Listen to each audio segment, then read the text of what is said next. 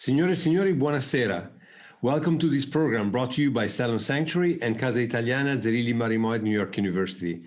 For those of you who are familiar with our programs, you know that the collaboration with Salon Sanctuary and its founder, Jessica Gould, is one of the most cherished and precious collaborations that Casa entertains. From the very beginning of our collaboration, we understood that there was something we were up to in common that we had in our missions, both in the mission of the Casa and in the mission of Salon Sanctuary. And it's studying, investigating, and making known all the possible different contaminations about musical genre in different historical, social, geographical contexts. And we are delighted that tonight you're sharing this experience with us, first of all, by watching the beautiful video that I hope most of you just watched. And if you didn't have a chance, you can still see it on our YouTube channel and on the YouTube channel, of course, of Salon Sanctuary. We wanted to offer these chants to all the artists that were involved in the preparation of this program and of this beautiful video, to also speak to you and to tell you about it. And I couldn't have hoped in a better host of the following roundtable than my colleague Eugenio Refini. And just let me add a note on these 450th anniversary of Salomone Rossi, the Jewish composer from Mantua. I'm very moved to address you from very close to where he was born and lived. I live in a small town, that's where I am right now, about 15 miles from Mantova. And the heritage, the lesson of Salomone Rossi, his ability to incorporate in his music the different traditions of his life, of his faith, of his time, of his city, are so poignant and so important. And even more important for me is to see how Salomone Rossi's experience as a member of a minority, persecuted minority, still resonates in other minorities. And you heard the beautiful piece that sort of closes the program in a different tradition, the tradition of the spiritual. And of course, I cannot but think that in between Psalm 137, composed by Salomone Rossi, and the beautiful composition you just heard by Brandon Waddles, there is Verdi with Va Pensiero, that is the unofficial hymn of Italian unity at the time in which Italians were dispersed, persecuted, and not being able to be united as they would have wanted. So there is an ideal line of continuity that is not only musical, but it's also social and it's political, and it couldn't be more relevant than it is today. I'm going to leave the pleasure of introducing the individual guests, as I mentioned, to my colleague Eugenio Refini, but let me allow you to thank Jessica Gould. She's not only a wonderful singer, as you heard her perform in the video and in many other chances that you've had of the programs that she prepared for us at the Casa, but she's really a volcano of ideas. She's a very serious scholar and at the same time, a passionate and enthusiastic promoter of the diffusion of early modern music.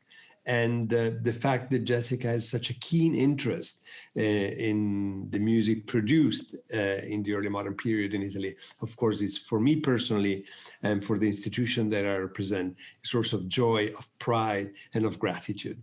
And just a couple of words to introduce Eugenio Refini, who joined our faculty in the Department of Italian Studies a couple of years ago. We have already squeezed Eugenio as much as we can, and even more so. And we couldn't have hoped in finding a better partner for the Casa, who really understands the spirit of bringing Italian culture outside of the classrooms, outside of academia, because it's a patrimony that is needed and necessary for people of all walks of life. Just let me mention that Eugenio graduated from the Scuola Normale in Pisa, and just the title of his last book. I'm not going to tell you everything else that he has published. It's a lot. Staging the Soul, Allegorical Drama, a Spiritual Practice in Baroque Italy, coming out December 2020, so right now. And without further ado, I would like to ask you to welcome, with a virtual applause, but that to me comes from the heart, Eugenio Refini, and his guest that he's going to introduce. Eugenio. Thank you, Stefano. Thank you very much for such a kind introduction. I'm truly delighted to be part of this conversation today. I agree, it's a fantastic opportunity. I would like to start by thanking our sort of mastermind behind this collaboration with Salon Sanctuary, which is in fact Jessica Gould. I thoroughly enjoyed the film. I think it's really a great achievement, and I was deeply touched for many reasons. And I'm sure we won't be able to get into all these reasons, but I will do my best in terms of bringing up some of them. So I'm really, really glad to have Jessica here. Jessica is the founder and director of Salon Sanctuary, and we have many interests in common, and it's always a pleasure to talk to her. And I really loved the Cor Mio rendering on the lake. It was really astonishing. The other two guests, whom I'm really happy to introduce today, are other important players in the film. Arianne Abela, who's the director and conductor and artistic director of the Kaleidoscope vocal ensemble, which you had the pleasure to listen to and to see in action in the film. Stunningly beautiful renderings of those pieces. I really enjoyed them and learned also a lot about a part of Salomone Rossi's production, which I wasn't very familiar with. So thank you for that, and I will get into the details of that in a second. Let me just introduce our third panelist today. It's a pleasure to welcome to our Zoom gathering Brandon Waddles, who's a composer and someone who is extremely interested in the kind of questions which we are going to face today, really from the perspective of a composer. And I'm really excited to have a chance to talk to a composer, especially because, I tend to work on early modern music, which means that I don't have the luxury of being able to talk to the composers or poets or authors whom I work on. And I'm lucky enough tonight to be able to ask questions to a composer. So thank you all for being here. And of course, there are so many questions which come through the film. And I thought about gathering some sort of ideas just to start off our conversation, and then sort of bring up a couple of main issues which I would like to hear your thoughts about. In a very serendipitous way, I am working on my own research these days, really about Mantua. Mantua around 1600, not on Salomone Rossi, but on some questions which are relevant to the idea of the permanence of acoustic memories within places. I'm very interested in narratives about the ways in which sound and voices stick to places. And in particular, I'm interested in early modern voices, which of course are lost to us in a way, right? We don't have recordings in the modern sense of the word. We do have, when we are lucky enough to have them, we have written sources, right? We have scores, but then we have this huge challenge and hugely difficult task of bringing these voices back to life. And this is something which, of course, I look at this kind of question from the perspective of a scholar. I'm not a performer, but I'm very interested in what performers have to say about this very question. Because of course, whenever we tackle a piece of music from the past, especially, everything which really comes before the age of technological reproduction, we are left with this conundrum. We have this paradoxical situation where, on the one hand, we wish desperately to get back to the so-called original, whatever that means, right? And so we make all sorts of efforts to get into this very noble task of philology and trying to get to the sources, trying to get a sense of how people would perform, would sing. But then, of course, this is just a a sort of frustrating kind of endeavor, because we can't really have any a real confirmation that what we are doing is correct. But then on the other hand, I think, we realize quickly that the very question of going back to the original is perhaps the wrong question to ask. Because, inevitably, this idea of getting back to the sources brings with it the idea of appropriating something from the past and making it sort of available through our present voices, right?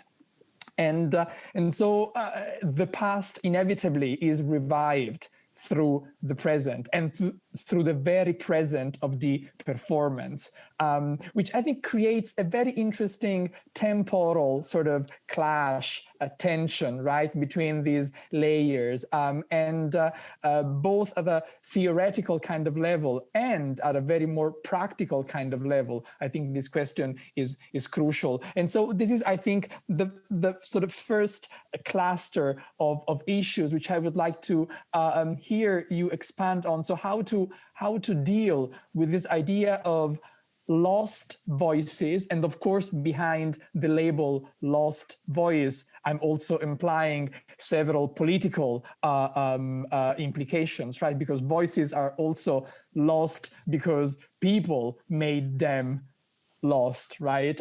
It's not just because they are in the past. So, how to tackle this problem of, lost voices in the past, which we try to make resonate in the present, from the perspectives of performers, composers who really walk on these two sides of the pond, past and present.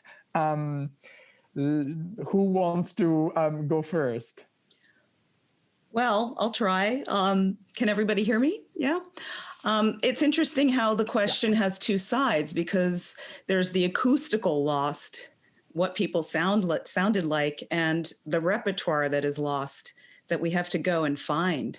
And in some ways, despite all the great animus and wars that break out over, for instance, vibrato in early music.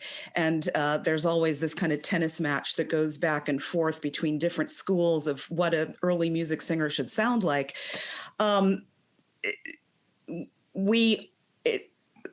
We have an easier time because we can listen to the instruments that these people sang with. We still have gut string instruments, and we still have the plans to build these instruments. We can go to a museum and see the actual ones and play some of them. And we can go to the spaces that people sang in and understand the acoustics that these compositions were written for. The question of who gets written into and who gets written out of history is much more dynamic, I think. And that also goes in waves of fashion. I think that we're in a very exciting time right now where the questions that are being raised in politics generally, asking why are certain people ignored and why are certain people obscured and where are they and why aren't they visible, begins to infuse our discipline of music, no matter what period you are in. I mean, for those of us who are in early music, there's a wealth of women composers, Jewish composers, and there's a great deal of discovery now about Black composers in Europe that, surprise, nobody seemed to know that they were there, and suddenly we do. But to also go to our more recent history and why the great white superstars of the last 40 years, where did they get those voices? Where did they come from? Where did Elvis Presley decide to sound like that way? And yeah, and Janis Joplin and Mick Jagger and the Protean Lennon and McCartney, who borrowed from everybody. But, in some instances, we can hear where that came from too. So this question of authenticity is not exclusive to early music, and the term historical performance isn't exclusive to early music either. I'll put my 2 cents in. Please excuse me if you hear my infant screaming. She's very excited right now. So, yeah, I actually, first of all, thank you so much for having me here, and thank you for having Kaleidoscope be a part of this amazing project. I think, Jessica, especially, I'm so grateful that you've asked Kaleidoscope, because our mission really is about different voices and different people being represented in the field of both early music and modern music. And we constantly address the question of, how can we make this music our own? How do we make sure that we sing things with authority, with research, and how do we perform it well and with respect for the music and its background and for the composer? And we really think about that as people from so many diverse backgrounds. Our ensemble really is about representation and talking about our different stories and talking about appropriation and, how to make things as authentically as possible. So that question is really important for us, because we want, first of all, to show that there's a link, that early music and modern music are not independent, that everything is really connected, that we can learn from that music. And that, Brandon's piece is very much connected to Rossi, even though maybe people don't see that right away. And so it's our job as artists to show that. The other thing is, sorry, my 4-year-old. It's an authentic voice. The other thing is, especially with spirituals, this comes up a lot, people wondering, how do we authentically sing and approach this music? And I think, once again, as this ensemble that is all about diversity, we're constantly saying, what is the research we can do? We have to do research on both sides. It's not just, we don't just think critically about early music and not about the modern music that we sing. It's about everything that we do. And what I loved about the video, Jessica, is that everything really was connected, that we, for the first time, I haven't seen many sources that really show, many sources that really show that connectivity of music from such a long stretch of time. And so I really appreciate that. And I think just generally, we want to, when we perform early music, I think we're giving ourselves permission to be authorities on that music. So as a Filipino woman in America, with parents who are immigrants, or we have members who are immigrants from other countries in America. We have all sorts of races. We all have permission to sing this music. And so how do we make it as authentically as possible as an ensemble? And it's about research and knowing, that background. I think a lot about, I think we were talking just a little bit about the music that has been lost and the sound that has been lost. A lot of Rossi's music was lost. I think in the late 1600s, we lost music when Austrian troops came in. And so I think a lot about what that would have looked like after his work with Monteverdi, for example. We don't have that, right? We don't know what that looks like.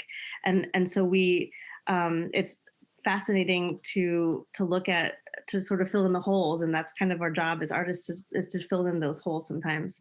I'm also really fascinated by Rossi's music. I think it's always wonderful to think about these composers who are in a land that stylistically they adopt, but maybe, but we look at Hebrew texts, right, juxtaposed with a style that maybe doesn't necessarily match. And I remember the first time I sang a Rossi piece, I was actually 13. I was singing in a children's choir, and I was so, I was mesmerized by that juxtaposition. I was so lucky to have had the opportunity to sing.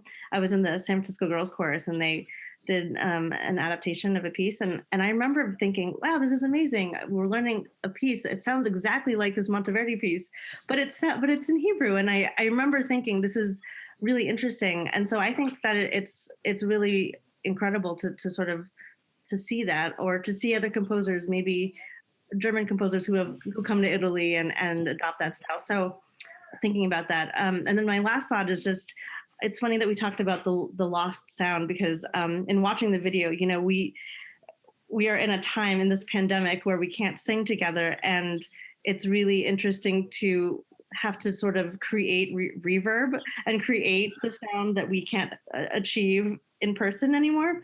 My husband is audio engineering, and he's sitting there, on the program that he uses that has different cathedral. It like truly lists like actual cathedrals. It says, click on this cathedral, and it actually mimics the 10-second reverb of that church in Ulm, the Ulm Cathedral, for example. Yeah, it's really fascinating. And so you're actually trying to recreate the sound with technology. And so how fascinating to think about how we are now trying to, create this world, this musical world and sound world. It's a brand new way of looking at it because we're using technology to create something that we've lost in this pandemic. So anyway, those are the things that have come to mind with that subject. Yeah. I will not belabor the point too much because we've already had some wonderful points given. I want to thank all of you for inviting me here. Certainly want to thank my dear friend Arianne for inviting me in, as part of this commission process. My friend Eugenio, you brought up a wonderful point at the beginning about how excited you were to meet with a composer because you are not in your research always, that type of access is not physically available to you. But I want you to think about this, that in terms of what I do in Black sacred music, much of my work in arranging the spiritual, as we know, some of our most treasured arrangers, Moses Hogan, Stephanie Powell, Hall Johnson, and all of those, we are having to find ourselves as communicators with the old early music of the spiritual. So we and ourselves are having to communicate with people we never met. And mind you, the initial composers are more of a group of displaced persons, whether you refer to them as the enslaved African, the African slave. We don't know who originally decided that they would sing Wade in the Water. We don't know who sang Chili Water. We don't know who sang Singing with a Sword in My Hand.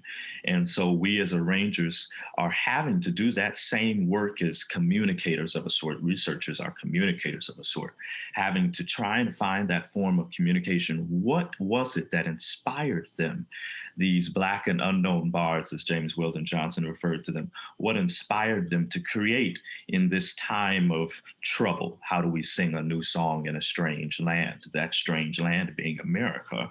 And so that's the first point. I have to do a job as a communicator with the spiritual, which in its own form can be considered as an early music. I bring, I and Stacey Gibbs and others bring our own contemporary light and inspiration to it. But at its basis, it is one of our earliest music forms in America. And so I want to bring that point to you. The other point is that the spiritual is such an interesting art form when we talk about the displaced person, because it brings this sociocultural and political perspective to it. And it's multi-coded. There's the soul personal connection. There is the group connection to the blight of slavery. And then there are, scriptural connections. When we talk about Joshua at the Battle of Jericho or Daniel in the lion's den, but there were coded words, coded messages within the spiritual. James Cone talks about that, the multi-codedness of the spiritual, talking about following the drinking gourd, which was literally its own sign for the Underground Railroad as we know it to freedom. But that type of message connects in itself to, let's say, the protest songs of the civil rights period, when the spiritual is now placed in this new light. And so it is, I think of it in the same way as our early music, and it continues to evolve as we evolve as a people. And its message means a different thing in connection for us, even from its base. But yeah, wonderful points. Thank you. Well, yours are, thank you to the three of you. These are really amazing points, and kind of in a natural sort of and unpredicted sort of way, they kind of lead really naturally to my sort of second cluster of ideas, which is that of this variety of voices. Something which really struck me sort of going through the film is that you kind of, sort of all together make a point about an important tension, which is the one between singing solo and singing as a group, right? We have the Cor Mio example, which exists as many other pieces from Rossi and others in double versions. One could think of Monteverdi, of course, the solo version and the polyphonic version. And then polyphony is, of course, crucial to the experience of the African-American tradition, the spiritual, the gospel. The piece by Brandon is also extremely inspiring in that respect, because this idea of, one voice getting together with other voices, I think is, is not just an issue of style or choosing to have people sing together, but it is really, I think, that's my kind of understanding, a way to think through the meaning of polyphony, right? So, and which so kind of brings to my question, which is really about polyphony in a way, because of course we can talk about polyphony in many ways. Polyphony is about singing together. Of course, polyphony exists also within solo pieces, right? For different reasons. But then polyphony, literally speaking, is also about the variety of languages involved here. And in both examples, the sort of Salomone Rossi and then the African-American tradition of spiritual and gospel, we have these tensions about languages. There are sort of vernacular languages coming up as the language of the people. And often these vernacular languages have been traveling with the people. Traveling in this case is kind of a euphemism, right?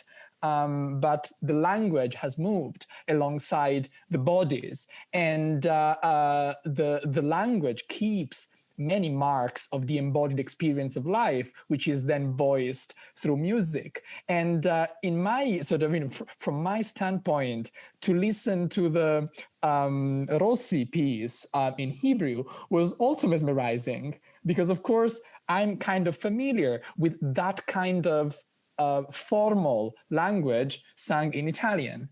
But to have a different language, which of course is foreign to me, and yet embedded in that specific context, because people were there and they would use the language. So that was the vernacular of the people living in the ghetto in Mantua, right? So it creates a fascinating tension, of course, a very problematic one in political terms. And so, again, I would like to hear thoughts about this sort of issue of polyphony. And before getting through your points, I just would like to remind the audience that we also welcome questions from them. There's a Q&A option here on the Zoom webinar. So our audience, feel free to get in touch with questions, and I will be happy to convey them to our speakers.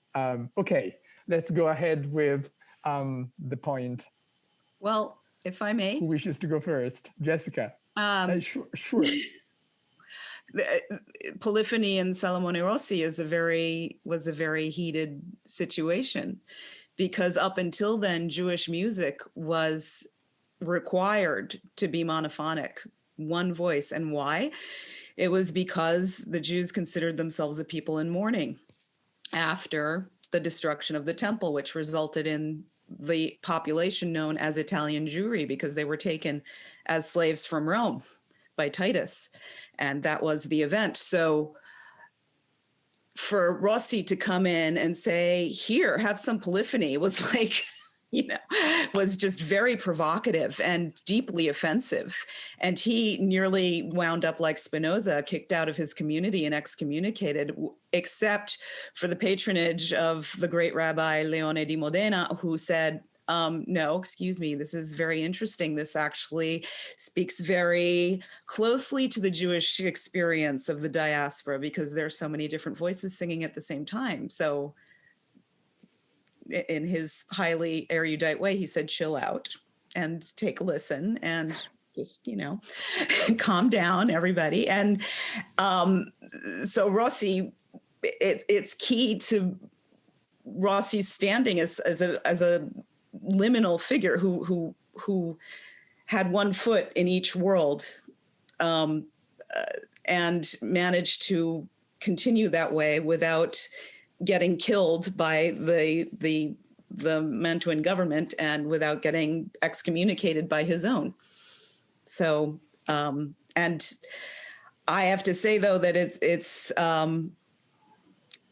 we're very fortunate to be in a situation today where an institution like Casa Italiana can sponsor a project like this to look at these themes, because they don't ever change. There's always a culture that is in diaspora, and there are always immigrants, and there are always people, whether they are Jewish or African American or Filipino or Hispanic or anywhere, or Indian, who are living in two worlds, the worlds of their homeland and in the United States here or wherever they are dispersed to. So it's not a problem that's unique to 17th century music. And it's fascinating to see how this social phenomenon, this political and historical phenomenon, works its way into the fabric of the music by way of polyphony. So thank you to everyone here, to Stefano and Kostya and Julian, and to you for making it possible to continue this exploration, because I think it's vital to our time. It's not an arcane historical discussion. That is a great point. I think on my on my side of the field, as we talk about language with not only African culture but African American culture, when we look at when these displaced persons were brought over to America, they are coming over with a variety of different dialects and languages that they've come from. I think of it almost as, if we want to think of it scripturally, the Tower of Babel. You've got all these people that are just, oh my gosh, it's almost chaotic in a sense. But they move into various regions of the South, so to speak. And so you have people that are inundating the New Orleans, Louisiana area. And then you have people in Mississippi and Alabama and Georgia and Florida. And this, for us, as the displaced people come to learn English, American language, they have their own dialect experience or influence from Africa that is being placed on the English language. And that in itself, I think text is such an important part of the sound concept. That in itself illustrates the way that some of these spirituals were first sang. When some of the first recorders or researchers were going down into the South to get records of some of these slaves now newly freed that were singing the songs that their parents and grandparents had taught to them, they are hearing these various dialects. And when you have some of the earlier arrangers like Burley and Hall Johnson and William Dawson, some of them are choosing to use some of that dialect in the score. We must note now, when we get into an issue of sorts about how to approach the dialect, that the dialect was simply just a natural being of where they were coming from and how they were speaking. So when we place too much attention on, the angels in heaven done sign my name, that was just simply because there's not a TH sound really in African culture and dialect. My friend and colleague, Felissa Barber, did her dissertation research on that, working on a book as well about the spiritual dialect, and it's coming from African culture. It is natural. It's literally just, utilitarian in concept. And so we must think of it just the way that we naturally speak. Sometimes we put on our very English propers when we are thinking about how to approach, Britain or, Bach or things of that nature. But when approaching the spiritual, which is an Americanized, it is just natural speech as it flows, So that's a very important point. And like you said, it is not unique unto itself. This concept of language and text and how we approach it is something all over. Yeah. That's great. Brandon, I love that you addressed that, actually, because I think that's something people always wonder when they're approaching spiritual texts. And, I, of course, when I think about polyphony, I think back to our days in school, in music school. And, the constant battle between music and text, and how throughout, the entire course of history, we're fighting for the clarity of text and text declamation, and then somehow the music takes over, and then it gets really complicated and complex, and you can't hear the text anymore. And then someone out there says, "Okay, we need to clarify it." We have Palestrina and the Counter-Reformation, and this keeps happening over and over and over in history. And even today, I think probably it's something that I think in church settings and liturgical settings has been talked about. But throughout time, when music is too complicated and that it takes over that text declamation, there's always another party trying to pare it down. So I do think about that, and I think it's really wonderful that we put those two particular Rossi excerpts in the video, because it was really illuminating to see the different styles, and actually really wonderful to hear the solo version and the polyphonic version, because Rossi really can write in all those styles, and it's kind of incredible. But I think it's so intentional. You can really hear in Al Naharot, you really hear it's about text, it's about simplicity, right? It's not complex, it's not full of extra notes. It's about that text declamation.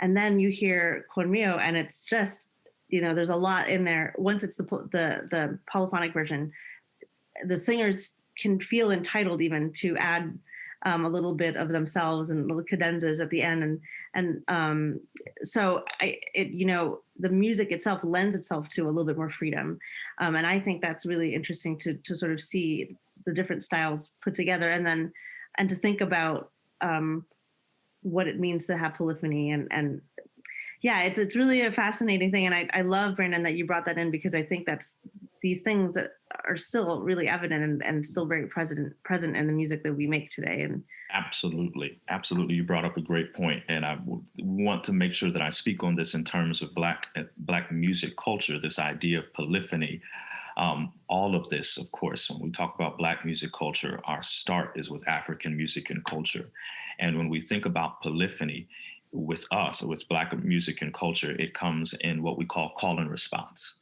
And this happens from the griot, the storyteller who is teaching and celebrating and bringing together in fellowship.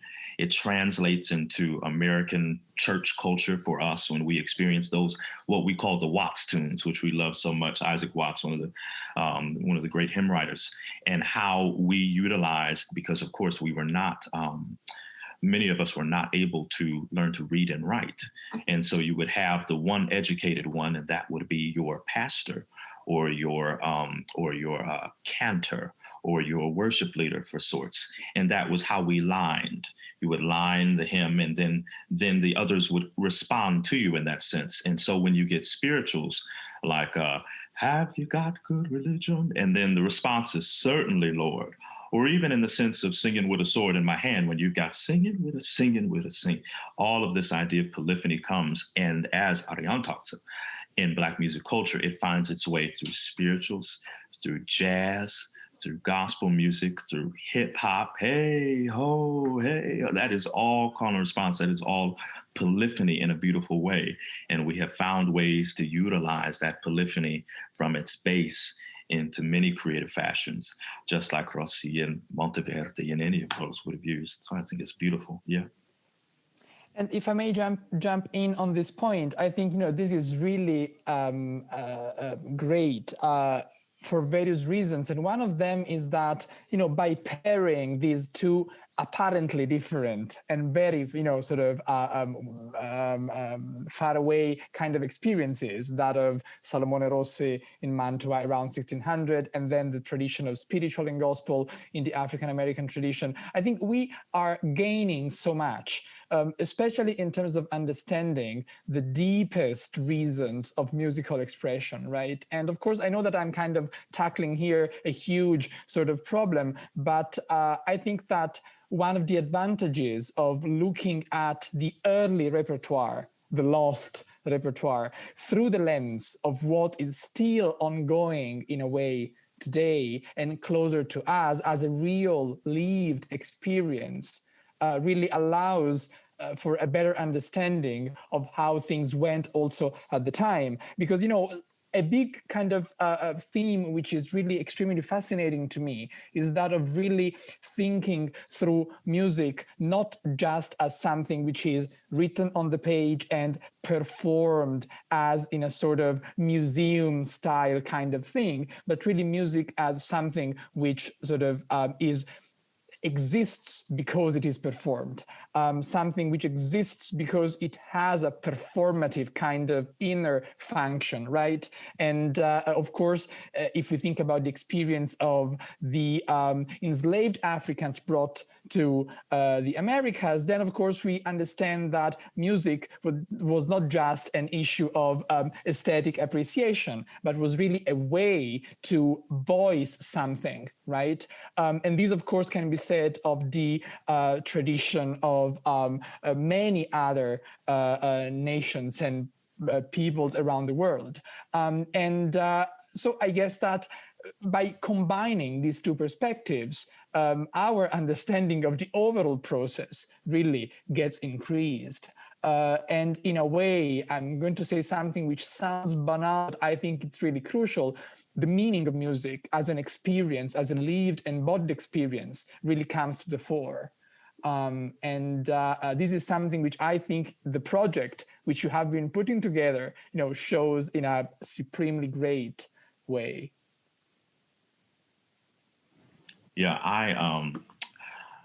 I have been kind of preaching the gospel about this, and I'm so glad that you brought this up. The importance of human connection to that which we sing. When the question is brought up, how do I connect to the spiritual? How do I perform it accurately without, you know, cultural appropriation of sorts? And my retort is that I did not live the life of a slave. I did not live the life that my ancestors had to endure.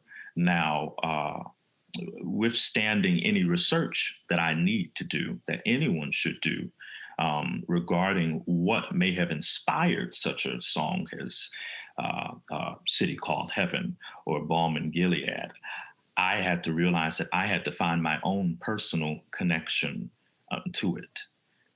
When I arranged Balm in Gilead or when I arranged City Called Heaven, I was going through a romantic breakup. And that just happened to be, I needed to sit at the piano and I needed to find my place and I needed to belong to something, you know, personal connection. I needed to belong to something. And so I say, you know, when the enslaved African, whoever, this one person may have come up with, you know, sometimes I'm tossed and driven, Lord. Sometimes I don't know where to roam. It is not so much about the overall, the arcing concept of slavery all the time. It is about their own personal trial that they're going through at the time. And so I think the same way as with someone who may be preparing to sing Schumann's Die Liebe, or being prepared to sing Der Weimen from Winterreise. You know, I'm going to take a look at Schubert or Schumann. I'm going to take a look at Heinrich Heine or Goethe, and I need to understand a little bit about them and what they went through when they were writing the text and setting it to music. But I also need to understand, how do I personally connect to it? And there has to be some human connection. We have all witnessed either an ensemble or a soloist performing any of these, and we can tell.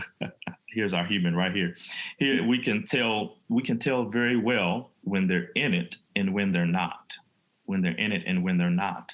And the same can be said if I'm going through, you know, Brahms's Ein Deutsches Requiem. You know, I can hear the human pathos. You know, just like I can hear the difference, you know, with a Bach motet or any of the earlier music that we refer to. There has to be some human and embodied connection that, of course, has its research based in the history behind it. But what is your contemporary context into it? Right. You know, yeah. I have a colleague who said something that I love, which is technical perfection is deeply boring, which I really agree with, because I really, really, really don't want to go to a performance where everything is perfect. I just don't.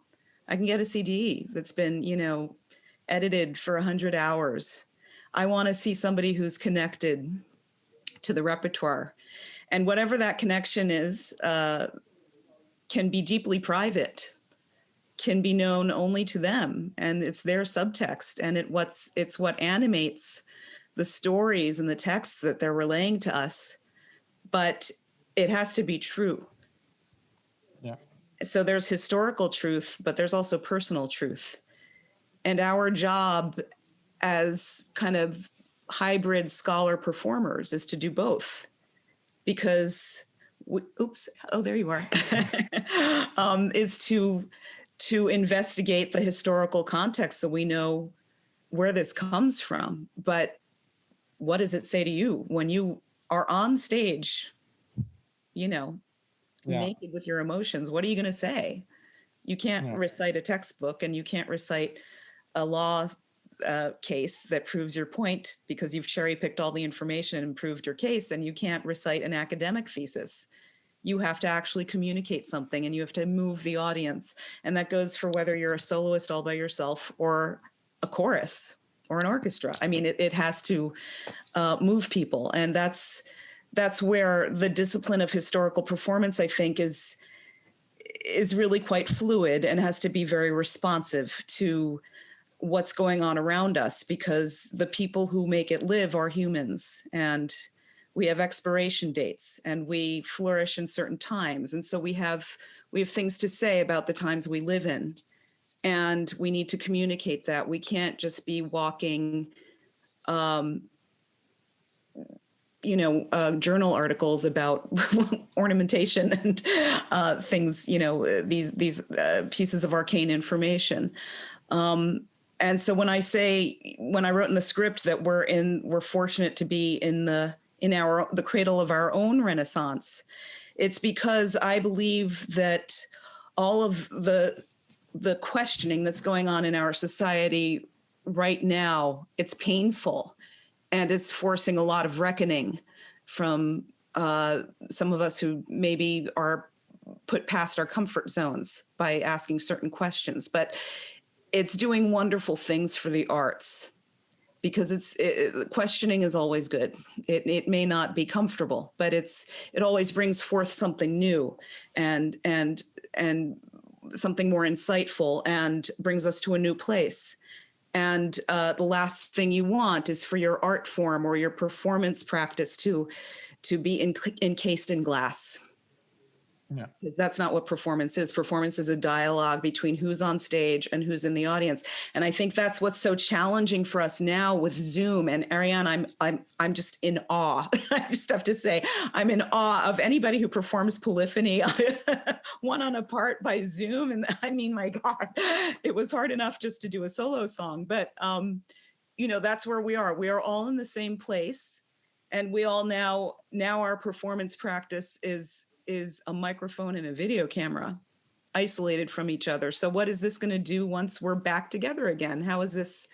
It's going to be very interesting to see, I think, how live performance style changes, but also as speaking as a presenter, what role will video continue to have in what we can do and what we can communicate, what we can investigate, what kind of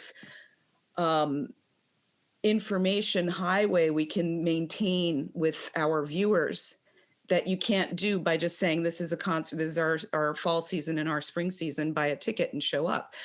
When you have concerts that are online that are there permanently or for a very long extended period of time, and you have all this technical gizzardry that you can, play with to enhance things, to do things that aren't possible in real life, how will our respective disciplines change? And I think that's a really interesting thing to think about. What you both said is really remarkable, and I think making art and human connection are both inherent to our existence. We are creatures that need to make art. We all,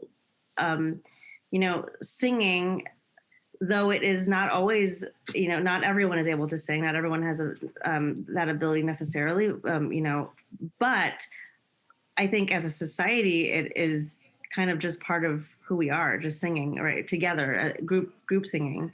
And so I think in a time like this, it's really, it's very hard to be in a world where we can't do that.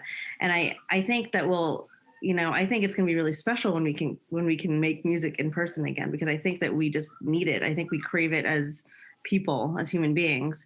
And I think, yes, it will shift and change with the pandemic and with time, and it will be really interesting to see. But I think we'll have to return to some sort of art. I think art will have to be there, because I don't see us surviving as a human race without it.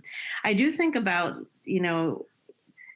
with the members of Kaleidoscope, it was as difficult as it was. They are pretty much amazing singers and amazing musicians all around. And so I didn't, that was easy to a certain extent. But I think about the young people in this world who have to make music or find ways to create in this pandemic. And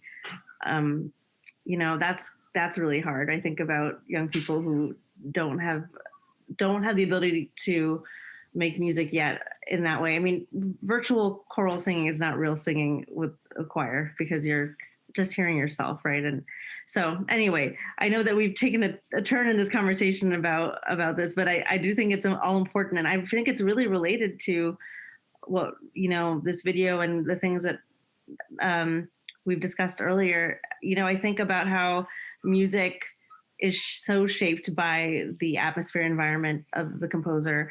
I think about the composers who had war and violence around them, and had, no means of making music, had very few people to play for them. And so they were affected, and their instrumentation might have been affected by the war around them. I mean, so everything that we talk about here is very much related to the things that we look at when we're looking at Rossi or any other composer. So it is really fascinating to see how things in time have continued. Yeah. I think. Oh, can I ask? Sure. Arianne, do you think that you'll continue as an ensemble to do Zoom projects, like digitally constructed performances? Even after it's not necessary to do so? I think that it's important to have a digital presence, because I think the world we live in beyond the pandemic, people live on the internet and on social media. So I think having that kind of presence is important for ensembles. But I don't wish to find an engineer to, knowing the process, watching it here at home. It's like the most grueling thing to have all the tracks, and like all the videos, and having to put that. It's a lot of work, and I think nothing will replace that in-person music making. So. I'm not asking. It's not necessary. I'm not saying if it would replace it. Because I'm always thinking about this. I mean, I've been thinking about it for the last 9 months as somebody who runs a concert series, and like every concert presenter in the world back in March was like, like, what do we do? What am I going to do? What am I going to do? And, and then you just start thinking in overdrive, how are we going to make sure that music doesn't disappear? Mm-hmm. And since we can't have live music, and we won't have it, I think, until next year. But I've gone from a place of absolute terror and paralysis to actually kind of liking making these little movies. So I'm wondering if other colleagues are having a similar process of evolution of thinking, well, maybe I could do something interesting with this that complements the live performances when they come back. And I'm just curious to hear what, various colleagues think. I don't know. Mm-hmm. I have I served as director of choral activities at Wayne State in Detroit. Yeah. This was my first semester at Wayne State. So I was starting as director of choirs and not having experienced the choir together at all. So you can imagine what an experience that has been. My project with them over the semester was called Wayne Redefined.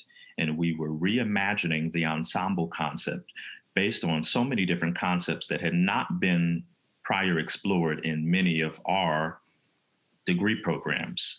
The first dealt with background vocal projects. You know, what if a student desires to be a background vocalist for a major, you know, popular music performing artist? And then we went into musical theater ensemble work, Broadway and all of that. And then we went into gospel music and spirituals. So we talked about that. But with every section, all of them had to form together and make groups and put together their own virtual projects. And they surprised themselves over the course of the semester with everything they had to learn regarding Logic and Pro Tools and iMovie and everything else that all of us have had to learn about. But they also were able to connect with students inside the program that had skills that they were not aware of. So that's one thing. I think that these students have really proved a great point. And we, as some of the educators, have now had to look for help from people that we did not think that we needed help from before, you know, audio engineers and things of that nature, outside of recording, you know. Mm-hmm. We know we need each other. So there's the importance of fellowship. The other thing is this. The idea now is I was when this hit, I was just finishing up a tour with Lettucey, who's a Grammy-nominated artist, and Gregory Porter, who also Grammy-nominated jazz vocalist. We had just finished up half a tour, and then it hit, and everything was shut down, just like with everybody else. Well, what do we do now? Well, in these instances, not only with popular music forms, but with any regional clinic that I've done, any TMEA, all of those all-state, sessions that would generally require students to drive 2 and 3 hours, they actually had more numbers and there was more accessibility for people to be able to experience the art. Alvin Ailey now has an entire online virtual season. How many people that have never experienced Revelations, the grand production that Alvin Ailey puts on. And now we have an ability for art to find its way to so many people that didn't have access to it before. Trust me, I cannot wait to get into a large cathedral and work with my choir.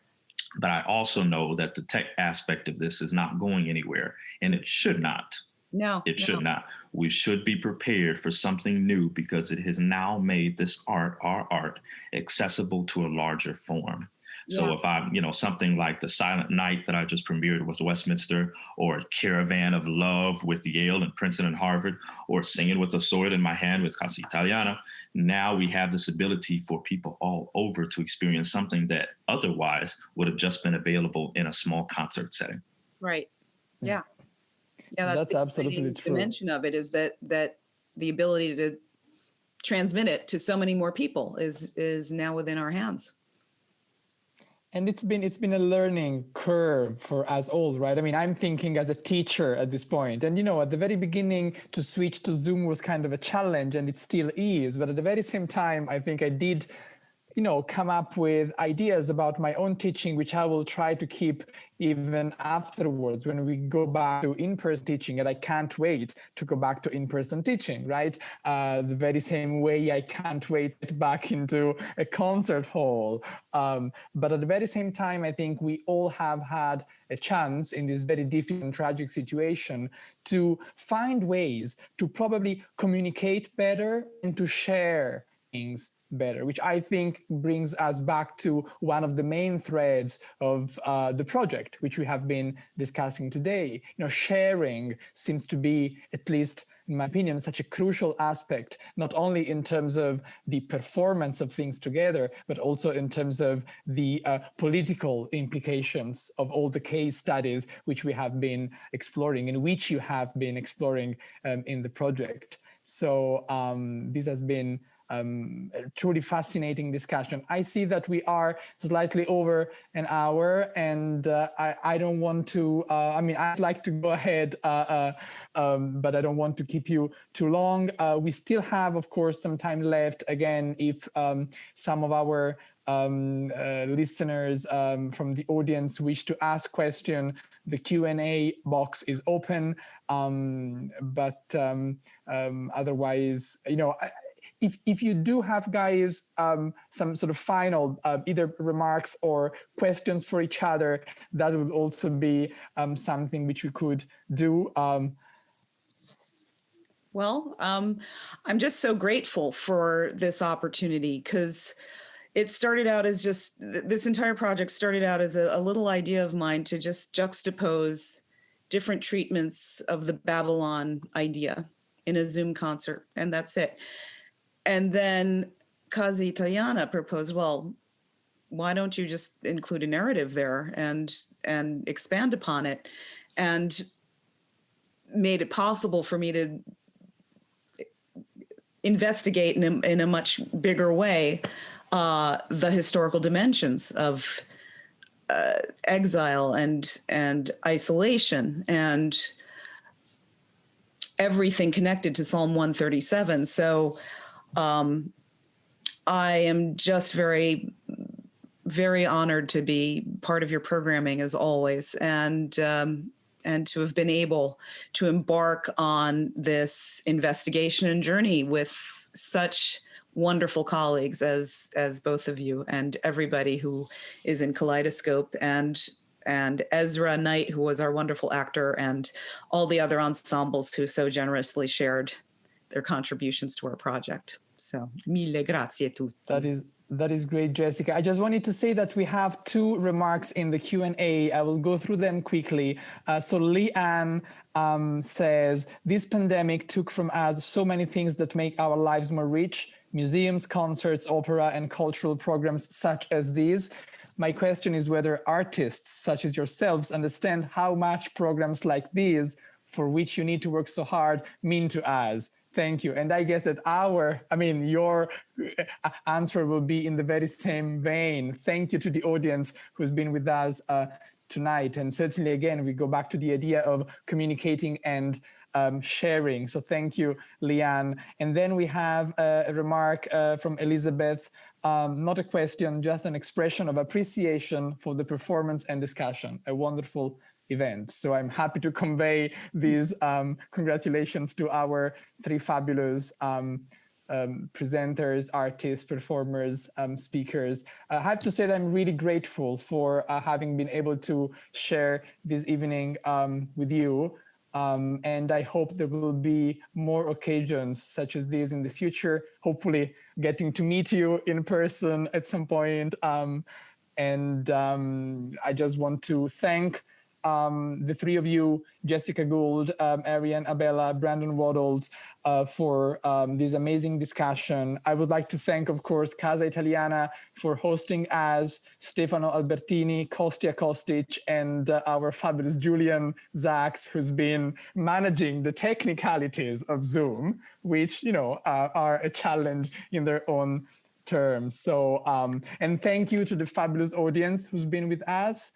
Thank you all, and stay tuned with many more events to come on the website of Casa Italiana. And of course, stay tuned on the activities and events which our guests tonight are also doing in their respective endeavors. So thank you all, and till the next time.